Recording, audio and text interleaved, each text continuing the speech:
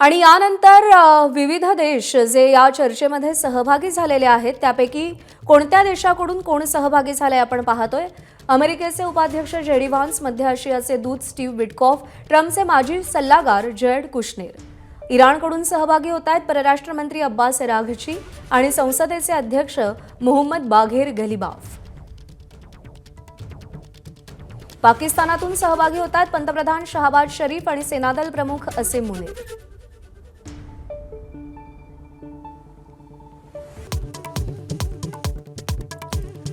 अमेरिकेचे उपाध्यक्ष JD Vance थोड्याच वेळात पाकिस्तानात पोहोचणार। इराण अमेरिकेची इस्लामाबादेत शांती वार्ता, इराणच्या शिष्टमंडळाचं इस्लामाबादमध्ये स्वागत।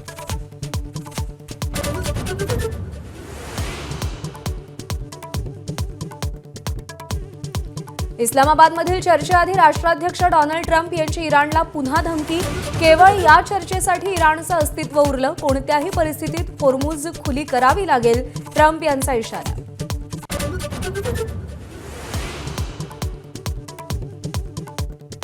अशोक खरात आणि पत्नी कल्पना खरातची 3 बँक खाती ईडीकडून सील, सूत्रांची माहिती।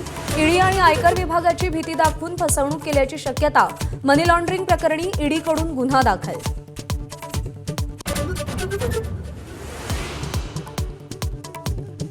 अतिरिक्त मुख्य सचिव मनीषा म्हैसकरांचा महायुती सरकारवर गंभीर आरोप, माझा विभाग चालवायला महिला नको असं सांगत डावललं।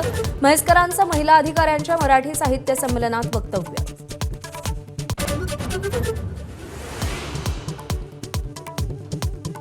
वारकरी संप्रदायात प्रतिगामी लोकांची घुसखोरी, महिला अधिकाऱ्यांच्या साहित्य संमेलनातील स्मरणिकेत शरद पवारांकडून उल्लेख, तर संप्रदायातील 60% लोकांची मांडणी धर्मांध शक्तींना बळ देणारी, पवारांचं मत। हिंगोली, परभणी, नांदेड, वाशिम, यवतमाळ जिल्ह्यात भूकंपाचे धक्के, 4.7 रिश्टर स्केलचा भूकंप, काही घरांना तडे गेल्याची माहिती, घाबरू नका, प्रशासनाचं आवाहन।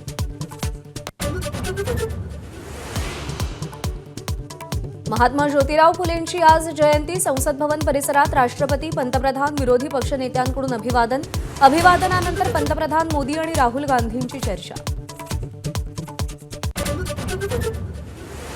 गगनयान मिशनद्वारे अंतराळात भारतही अंतराळवीर पाठवणार, वायुदलाच्या मदतीनं इस्रोची गगनयान क्रू मॉड्यूलची यशस्वी एअरड्रॉप चाचणी, व्हिडिओ शेअर।